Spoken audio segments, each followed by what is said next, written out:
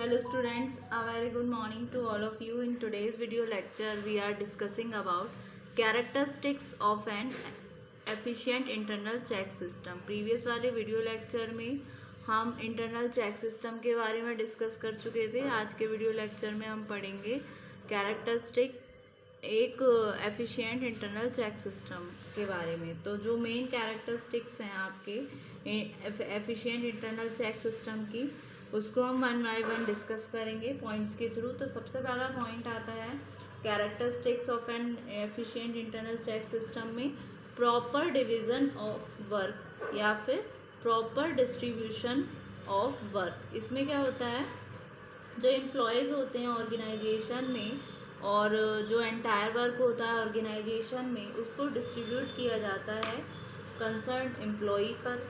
किस बिहाव पर? उनके एबिलिटी के हिसाब से, उनकी स्किल्स के बिहाव पर. जैसे काम को अगर डिस्ट्रीब्यूट कर देते हैं तो एम्प्लॉय की एबिलिटी एफिशिएंसी के हिसाब से वो उस काम को करता है और उस काम को फिर कंसिडरेशन में लिया जाता है. तो ये one of the main characteristic है किसी भी एफिशिएंट इंटरनल चेक सिस्टम के रिगार्डिंग. ठीक है, तो सबसे पहली heading proper distribution of work. So the entire work of the organization should be distributed among the concerned employees on the basis of their ability, while distributing the work. Employees' ability, efficiency and their willingness to work must be taken into consideration. और दूसरी characteristic क्या होनी चाहिए एक efficient internal check system के regarding? Priority to accounting machine. जितना possible हो सके उतना आपका जो मैनुअल अकाउंटिंग वर्क है वो रिप्लेस हो जाना चाहिए अकाउंटिंग मशीन्स के द्वारा ऑन प्रायोरिटी बेसिस पर. ठीक है, तो सेकंड प्रायोरिटी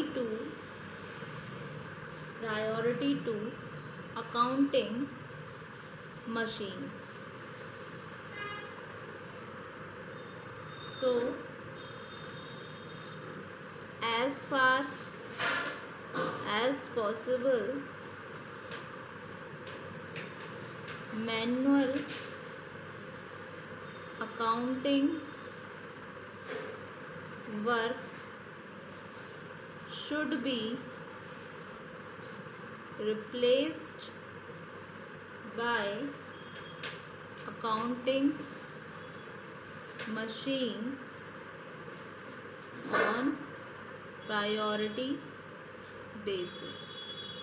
ठीक है, उसके अलावा जो नेक्स्ट कैरेक्टरिस्टिक होगी वो क्या होगी कि हमें चेंज करना चाहिए वर्क को एम्प्लॉय के, यानी कि वर्क का जो एम्प्लॉयज़ का जो वर्क है उसको रोटेट करना चाहिए कुछ टाइम के बाद, जिससे कि उसको मोनोटनस ना हो. तो next, change in work of employees. So as far as possible,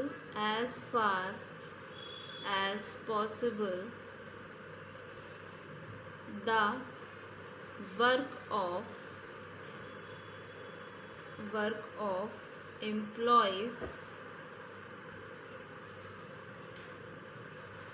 employees should be rotated after some time This will have moral impact upon the employees.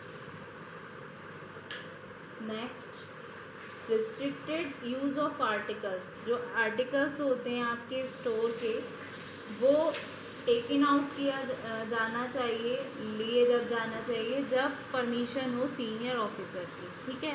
इसके अलावा अगर परमिशन ना हो सीनियर ऑफिसर की तो कोई भी आर्टिकल को अलाउ नहीं किया जाना चाहिए कि वो स्टोर से बाहर जाए बिना किसी परमिशन के स्टोर्स ऑफिसर की. ठीक है. तो रिस्ट्रिक्टेड यूज़ ऑफ आर्टिकल्स. तो next,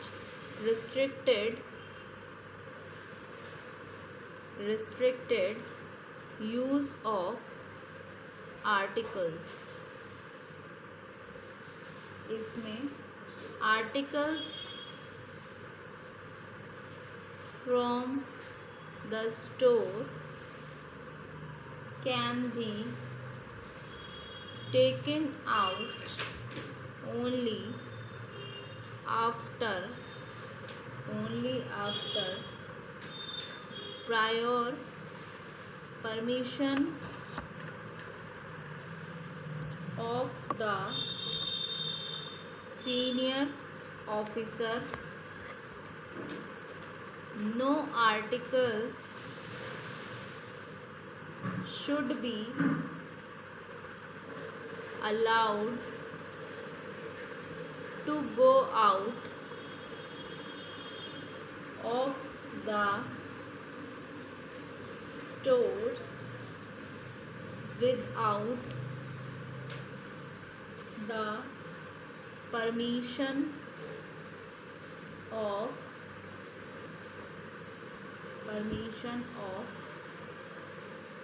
stores officer. Next, right to open important letters. Only आपका जो सीनियर ऑफिसर होता है वो ऑथोराइज्ड होता है ओपन करने के लिए इम्पोर्टेंट लेटर्स को. ठीक है. तो उसके रिगार्डिंग हर पर्सन को परमिशन ग्रांट ना हो कि वो ओपन कर सके कंपनी के इम्पोर्टेंट लेटर्स को. ये भी एक one of the major characteristic है एक एफिशिएंट इंटरनल चेक सिस्टम में. ठीक है. तो नेक्स्ट आता है आपका right to open important letters. So only a senior officer should be authorized to open important letters. Every person should not be allowed to handle it. उसके अलावा next आपकी कैरेक्टरिस्टिक आती है रिसीप्ट एंड पेमेंट जो होने चाहिए वो इस तरीके से डील होने चाहिए डिफरेंट पर्सनस के द्वारा. तो जो जितनी भी ड्यूटीज़ है जो रिलेटेड है आपकी रिसीप्ट एंड पेमेंट से कैश की, वो असाइंड होनी चाहिए डिफरेंट पर्सन को, ना कि केवल एक सिंगल पर्सन को. ठीक है. तो next 6, receipt and payments should be dealt by different persons. So duties relating to receipt and payments of cash should be assigned to different persons and not to only one person। ठीक है, तो ये कुछ characteristics होती हैं आपकी efficient internal check system में, जिसमें सबसे पहला प्रॉपर डिस्ट्रीब्यूशन ऑफ वर्क। जो एंटायर वर्क है ऑर्गेनाइजेशन में, उसको अगर एक पे डालेंगे तो सही नहीं है। इसमें क्या किया जाता है, काम सबको दिया जाता है जिस तरीके से अगर कोई स्टाफ का कोई मेंबर अगर कोई गड़बड़ करता है तो दूसरे के द्वारा वो डिटेक्ट हो जाती है। ठीक है, तो प्रॉपर डिस्ट्रीब्यूशन होना चाहिए वर्क का, मतलब ऐसा नहीं किसी को कम या ज़्यादा, तो प्रॉपरली डिस्ट्रीब्यूटेड होना चाहिए वर्क। फिर priority to accounting machine, as far as possible जो मैनुअल अकाउंटिंग वर्क है उसको रिप्लेस किया जाना चाहिए accounting machines on priority basis. उसके अलावा change in work of employees, मतलब एक पर्सन को एक जैसा ही काम ना दें, उसके काम को रोटेट करते रहना चाहिए कुछ कुछ टाइम के बाद, जिससे कि एक मॉरल इम्पैक्ट पड़ता है एम्प्लॉयज़ के ऊपर और काम करने में उनको मोनोटनस नहीं आती। फिर next, restricted use of articles जो होते हैं स्टोर्स में, वो हर किसी को ऐसे नहीं दे देने चाहिए जब तक कि परमिशन ना हो सीनियर ऑफिसर की। अगर सीनियर ऑफिसर की परमिशन नहीं है तो कोई भी आर्टिकल अलाउ नहीं होना चाहिए हर किसी को बिना किसी परमिशन के स्टोर ऑफिसर की, जिसपे स्टोर की रिस्पॉन्सिबिलिटी है। फिर right to open important letters, हर कोई ओपन नहीं कर सकता। कंपनी के जितने भी इम्पॉर्टेंट लेटर्स होते हैं सबको परमिशन नहीं होनी चाहिए, ना ही सबको अलाउड होनी चाहिए हैंडल करने के लिए। फिर receipt and payment should be dealt by different persons, और जितने भी ड्यूटीज़ होती हैं जो रिलेटेड हैं रिसीप्ट एंड पेमेंट से कैश में, वो असाइंड होनी चाहिए डिफरेंट पर्सन पे, ना कि सिंगल सिर्फ एक ही पर्सन पर। ठीक है, तो ये थे आपके characteristics of an efficient internal check system. Thank you so much student.